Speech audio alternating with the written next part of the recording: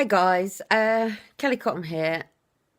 I've witnessed something tonight that has really got my goat and really seriously now pushed me to the level of something I've been watching for a long time, and something that I've personally been of experience to, and something that I feel that it is about time that I had a bit of a rant about this, because I've had enough. And what I've had enough of is women who alienate fathers from their children. Why? Why do you do it? Now, I'm going to talk for a bit and I'm going to explain why I have had enough of this, okay? Now, a child is created by two people, by the sperm and by the egg. That is two people. So a child is created by two people and has two parents, okay? Now, at the end of the day, we're not taught really at school how to select our partners, choose our mates. In fact, the world is just gone completely crazy that everybody just thinks that sex is just about sex, and oh, whoops, a baby's been created. Oh, didn't know that was going to happen. Yes, the dick entered the vagina, and the likelihood is, if you are not on contraception and you don't have anything on, that is potentially going to cause it for a child. Now, a child shouldn't be a cause. A child should be a gift, a blessing.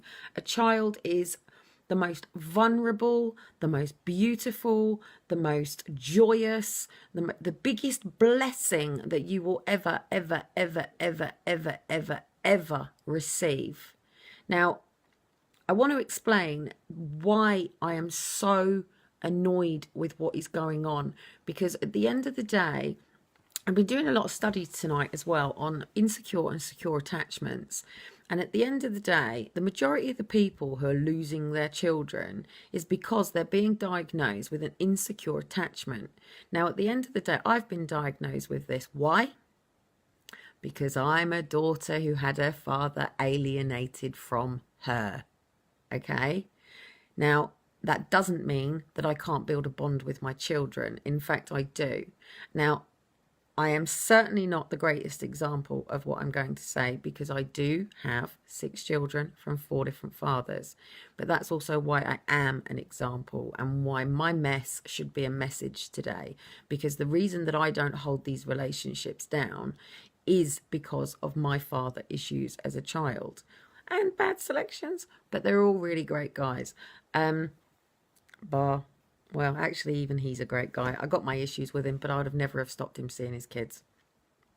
Now, I want to explain something. I watched a post today on a social services advice thing with a mother asking if she could take the father off the birth certificate just because he won't put money in her pocket. How damn disgusting. And unfortunately, this is kids having kids, okay? And people need to grow up. They really do. I'm seeing too many women out there who, because their partners have either been unfaithful to them, or even just because the partners have fallen out of love with them, you know, that they then turn and use the children as pawns. Your child is not a pawn. Your child is not part of a game. I'm shocked. I'm so shocked. I have spent the last years since 2013 with Fathers for Justice and Stop Wars on Dads, with some amazing men who, if they turn up at the door to see their children, the mothers are ringing the police. Why? Why? What a mother should be doing is going, "Hey, how you doing? Yeah, we've had a lovely week this week. We've been so and so. Yeah, the kids are really looking forward to seeing you. Are you taking them out today, or do you need to see them here? Do you want me to pop out so you can have some quality time with them? You know, obviously we're going for our challenges right now, but let's not make it affect the kids, hey?" Now, that's a grown-up thing to do. Now, these people who are going, well, you're not giving me enough money, I'm taking you to court. And do you know what I also see these women do? I see them push and push and push and push and push the buttons of these men. Yeah? Push them like a lion in a cage, poking them, poking them, poking them. And all of a sudden, what do these men do? They go, rah! And the moment they do that, the women point the fingers at them and they go, DV, abuser. I have even seen women who are making false allegations against men for child abuse. And I have witnessed it on many occasions where women are lying about men because they have been rejected. And that's all that's happening. These women are being rejected. Now, I don't want to be biased in this because there's some arsehole men out there as well. But at the end of the day, where is all this bollocks behaviour coming from? It's coming from the fact that people are having children and they are not raising them as mum and dad as they should be. Now, relationships are breaking down because people have lack of communication, lack of understanding, and everybody thinks that when you get into a relationship that person becomes your property. That is bollocks. You are two individual people. You have very different needs. And I tell you what, all this equality thing, what a load of bollocks. Equality? There is no equality between men and women. We are different. We are meant to be different. We are not equal and we are not the same. I don't have balls and a dick, and the man doesn't have a vagina. We are designed differently. We are made differently. We have different functions. Our brains are chemically designed differently. Our brains are of a different size. Our muscles are of a different capacity. Our entire genetic makeup is different. And you want to call us equality? It's not about men and women having equality. It's not about that at all. We are different and it is about accepting them differences. And that is exactly the same in parenting. And I have had to do it myself where I have stepped in as being the father role and it does not work. It doesn't work. Children have two parents for a reason. Now, I'm not going to stand here and talk about heterosexuals or gays or whatever relationships. I'm here to talk about mum, dad, yeah? Because a child needs and deserves and is entitled to both parents. Now, the problem that you've got is a mother's natural instinct is to protect her child. Now, if she sees her partner as a risk to her, she will automatically see them to a risk to their child. Well, I'm sorry, just because your partner thinks you're a cunt, they don't take it out on the children. Now, it's got to stop. It has to stop. And it has to be something that I think our government really need to take control of and our courts need to take control of. And if a mother makes a false accusation against a father just because he's not paying her enough money, or just because he won't jump to her tune, or just because actually she's wounded because at the end of the day he fell out of love with her, that does not give her the right to use the child as a pawn. In fact, that's where the mother needs to step back and go and get help.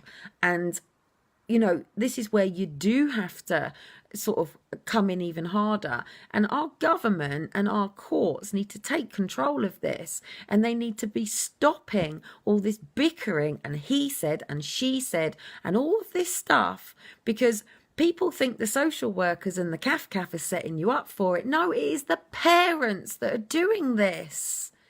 And it is about time that the parents realise that they are the people causing for it to go in the courts. They are the people that are pushing it.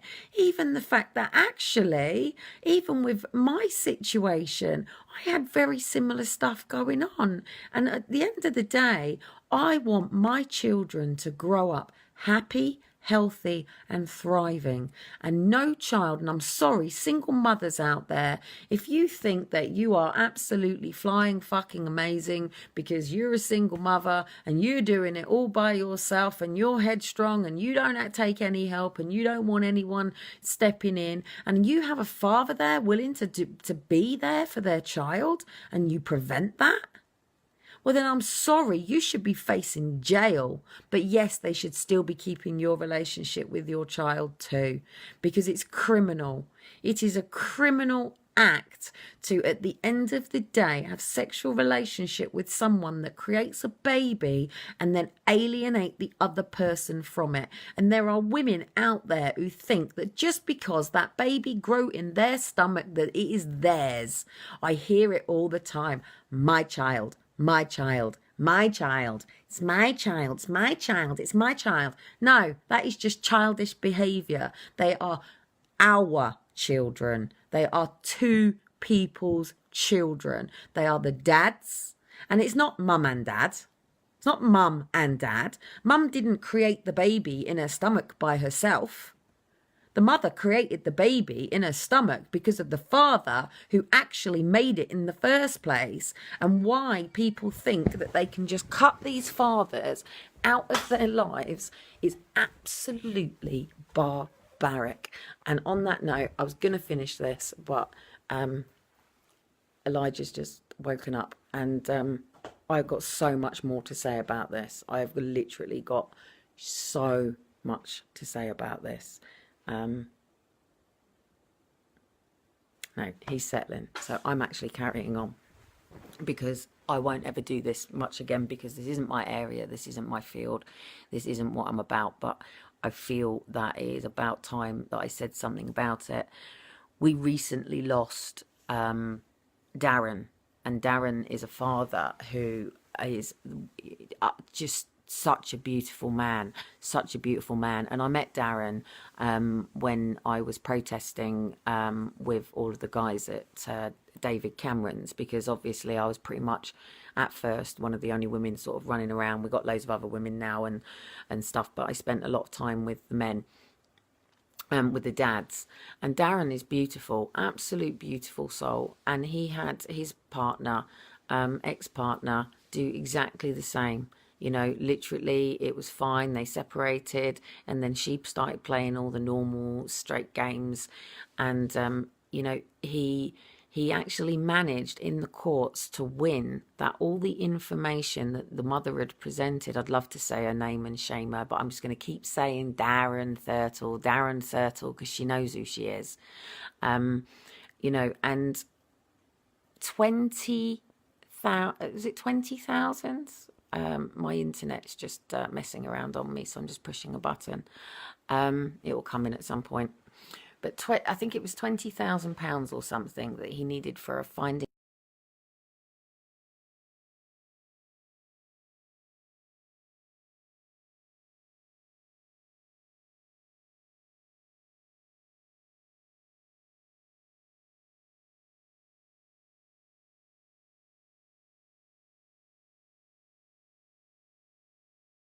Art. We were campaigning, and I met another mother, and she told me that she was in court, and you know, there was this situation, and the father was this, and he was that, and he was this nasty person, and he was this abusive person, and everything. And I thought, okay, I'm going to go and have a look, I'm going to assess the situation. And I arrived to this house that was completely jam-packed with clutter, and the father was due to come and see the children. She wanted me to see this situation. I watched a mother hurt herself in order to create a drama so she could go off to the hospital, and she wanted her children to have to go with her, so therefore they couldn't go and see their dad. Lucky I was there, wasn't it? You know, and actually we managed to get the children to see the dad, and to understand that actually this was a drama mother who was using all of these tactics and things to keep. When you tell your child that their father or their mother is this, that, and this and that, you are telling your child that they are this and that and this and that. because your child knows that they are both you and your partner. So when you tell your child, your father's, your dad's this, your dad's that, your dad's this, and do you know what? It's easy to do. I'm going through a very similar situation myself where I'm actually in a relationship with somebody who is going through this himself. And I will turn around and I will say very, very straight that Joanna does alienate the children. I've watched it, I've seen her do it, I have stood there and I have listened to a little girl repeat words that only could have come from a mother. A little 8-year-old girl saying, "I'm sorry, Daddy, if only things were different." That's not a girl that is speaking from her heart. This is a girl who has been brainwashed and fed so much crap about her dad. Grew up actually living with my dad. And I'm going to talk about this because it's about time I did. And I think I did a video in Birmingham when they did the statues of the two single mothers that represented society of today. You know, I get that it's what's happening, but it doesn't make it right. You know, even me sitting here as a single mother right now, I might be single, but I'm not a single mother. Because at the end of the day, we are still two parents. Just because I'm here with the children, I might be single, but I'm not a single mother. There's still a father here. Okay, he's not in a financial situation to support his children, and I'm not pushing that. He isn't in a situation where he has a house and things and that to be able to have the children, but I'm not going to penalise him for that, because at the end of the day, he has the biggest heart. He loves his children love him. And that's all that matters. My children adore their father, love their father, like absolutely mad. So why would I want to take away something that helps my child become the best person that they can be? At the end of the day, you know, a child grows up in an ideal situation with two functional capacity, and that child then grows up in both of those environments. So if one is a music producer and the other is personal development, then that child would grow up within the music industry and within the